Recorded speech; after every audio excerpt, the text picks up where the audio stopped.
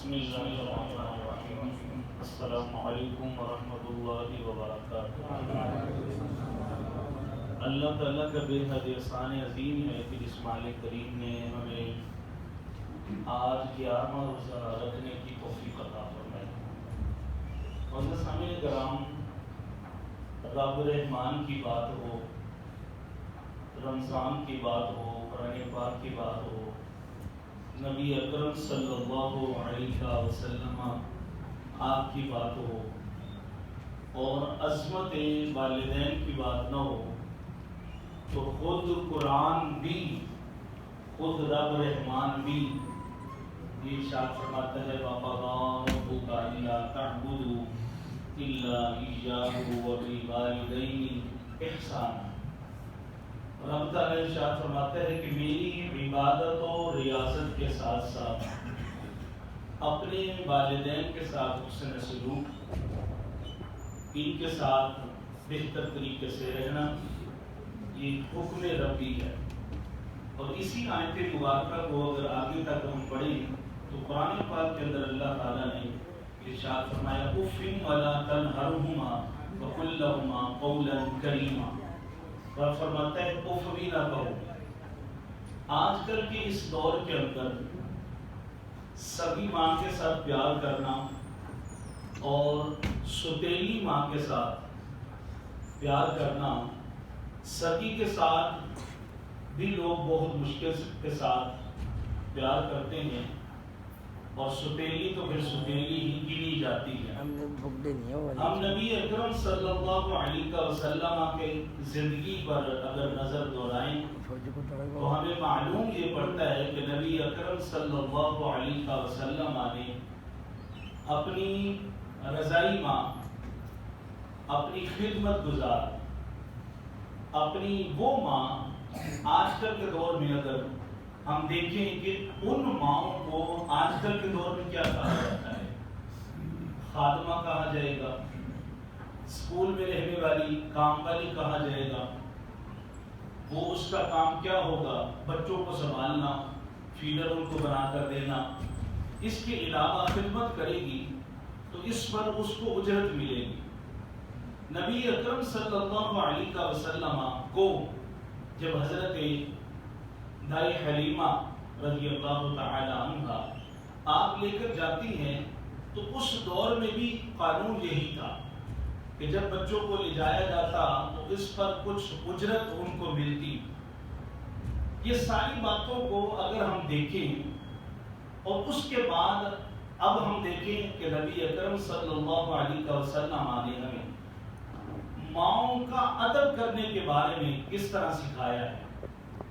ماں فقط پالنے والی، خیال کرنے والی ماں، اس کا ادب نبی اکرم صلی اللہ علیہ وسلم نے کس طرح بتایا۔ فتح مکہ کے موقع پر جب کعبۃ اللہ، جب مکہ فتح ہو گیا، اب حضور علیہ الصلوۃ والسلام تشریف لے جا رہے ہیں، صفیں بندھی ہوئی ہیں اور 10,000 صحابہ کرام نبی اکرم صلی اللہ علیہ وسلم کا انتظار کر رہے ہیں، صفیں بندھی ہوئی ہیں اور سارے ہی جیسے ہی نبی اکرم صلی اللہ علیہ وسلم تشریف لاتے ہیں اور استقبال کے لیے سارے لوگ کھڑے ہو جاتے ہیں۔ اور یہ ہستی ہی ایسی ہیں کہ جن کا استقبال فرشتے بھی کرتے ہیں، حور و غلماں بھی آپ کا استقبال کرتی ہیں۔ یہ ہستی ایسی ہے۔ نبی اکرم صلی اللہ علیہ وسلم جب آپ تشریف لائے، آج کل کے دور میں اگر دیکھا جائے، کوئی پیر ہے، کوئی ماسٹر ہے، کوئی عالم ہے، تو اگر اس کے استقبال کے لیے کچھ لوگ کھڑے ہو جائیں تو تکبر، اکڑ، مغروری، میں، انا اس کے اندر پیدا ہونی شروع ہو جائے گی۔ یہاں پر آپ دیکھیں کہ نبی اکرم صلی اللہ علیہ وسلم اتنی بڑی ہستی جن کو وجہ کائنات کا لقب ملا، کل کائنات کو رب تعالیٰ نے آپ کے لیے بنا کر رکھ دیا۔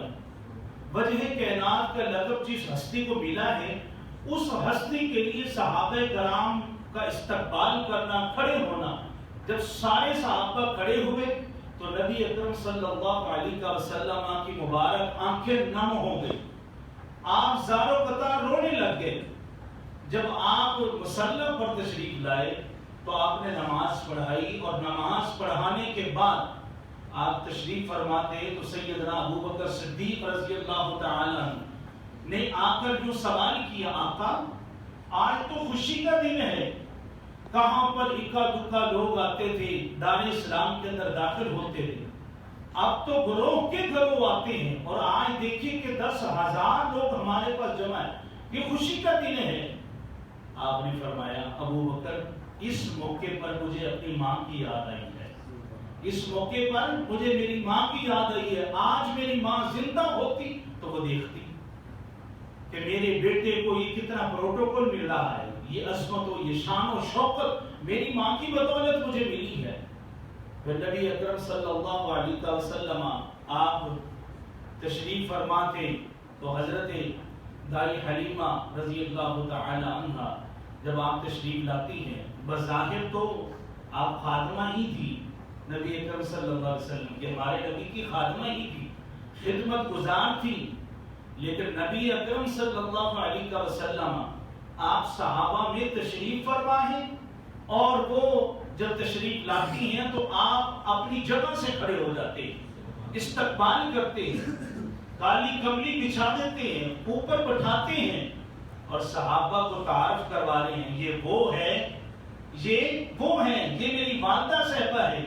جن کی بدر سے رب تعالیٰ نے مجھے غذا عطا فرمائی ہے۔ نبی اکرم صلی اللہ علیہ وسلم کے پاس ایک شخص آیا، باپ آیا، باپ جب بڑھاپے کی حالت میں چلا جائے اور بچہ کہے کہ ابا جی اب آپ کو اتنی سمجھ نہیں رہی، اب آپ کو زمانے کا پتہ نہیں ہے، آپ اتنے پڑھے لکھے بھی نہیں ہیں، اور ہمارا جو زمانہ چل رہا ہے فی زمانے کو آپ کہیں نہیں سمجھ سکتے۔ جب اس طرح کی باتیں اولاد کرتی ہے تو والد کے دل پر کیا چھریاں چلتی ہیں، کیا زخم ہو جاتے ہیں والدین کے دلوں کے اوپر جب اولاد اپنے آپ کو سمجھدار کہتی ہے۔ تو ایک شخص آیا، اس نے آ کر کہا یا رسول اللہ صلی اللہ علیہ وسلم،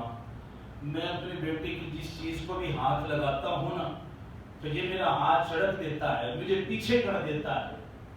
تو نبی اکرم صلی اللہ علیہ وسلم نے جب اس بیٹے سے پوچھا کیا وجہ ہے، تو بیٹے نے کہا یا رسول اللہ صلی اللہ علیہ وسلم یہ میرا والد میری چیزوں کو خراب کر دیتا ہے۔ تو نبی اکرم صلی اللہ علیہ وسلم نے ارشاد فرمایا تم سوچو جب بچپنا تھا تمہارا تو تم نے کتنی چیزیں اپنے والدین کی خراب کی ہوں گی، یہ تمہیں دوبارہ لا کر دیتی ہوں گی، یہ تم بھول گئے۔ حضور نے فرمایا کان کھول کر سن لو، تم اور تمہارا مال جو ہے یہ اپنے والدین کا ہے، تمہارے والدین کا ہے، یہ تمہارا مال بھی انہی کا ہے، یہ تم بھی انہی کے ہو، تمہارے سامنے یہ جرت نہیں ہونی چاہیے۔ اور قرآن بھی یہی کہتا اف ولا تنہرہما، قرآن کہتا ہے اف نہ کہو ان کے سامنے۔ رب تعالیٰ نے یوں کہا کہ ان کے سامنے اخلاق اور محبت کے پیکر بن جاؤ۔ معزز سامعین کرام، یہی بات ہے کہ رمضان کریم کی جب بات ہوئی، نبی اکرم صلی اللہ علیہ وسلم جب منبر پر تشریف فرما ہو رہے تھے تو وہاں پر بھی رمضان شریف کی بات ہوئی، نبی اکرم صلی اللہ علیہ وسلم کی ذات کی بات ہوئی، پھر والدین کی بات ہوئی۔ تو صحابہ کو حضور علیہ السلام نے بتایا میرے صحابہ تم جانتے ہو جب میں منبر پر بیٹھ رہا تھا، میں پہلی سیڑھی جب میں نے چڑھی تو حضرت جبرائیل نے مجھے آ کر کیا کہا کہ بد قسمت ہے وہ شخص جس کی زندگی میں رمضان مبارک آتا ہے اور وہ اپنے گناہ نہیں بخشوا پاتا، رب کریم سے اپنے گناہوں کی معافی نہیں مانگتا، بدبخت ہے۔ حضور نے فرمایا آمین۔ پھر ارشاد فرمایا جس کے سامنے میرا نام نامی اس میں گرامی لیا جائے اور وہ میری ذات پر درود و سلام نہ پڑھے، تو حضور علیہ السلام نے ارشاد فرمایا حضرت جبرائیل نے مجھے کہا کہ آپ کا نام نامی اس میں گرامی جس کے سامنے آتا ہے اور وہ آپ کی ذات پر درود و سلام نہیں پڑھتا، بدبخت ہے۔ حضور نے فرمایا آمین۔ پھر ارشاد فرمایا وہ بھی شخص بدبخت ہے جس کے والدین اس کی زندگی میں اس کی حیاتی میں اس کو ملے اور وہ اپنے والدین کی خدمت کر کے اپنے گناہوں کی بخشش کا طلبگار نہیں بن جاتا۔ تو آپ کے سامنے خلاصہ کلام یہ ہوا اس بات کا کہ اگر قرآن کی بات ہو، رمضان کی بات ہو، ایمان کی بات ہو، اللہ اور اس کے رسول کی بات ہو، اور ساتھ ہی ساتھ عظمت والدین نہ ہو،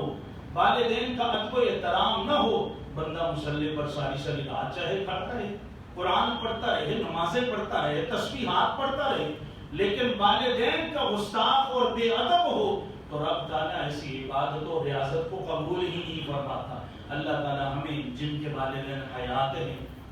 ان کا ادب و احترام کرنے کی توفیق عطا فرمائے، جن کے والدین اس دنیا فانی سے رخصت ہو گئے نماز پنجگانہ ادا کر کے ان کی روح کو احسال ثواب کرنے کی توفیق عطا فرمائے۔ بسم اللہ۔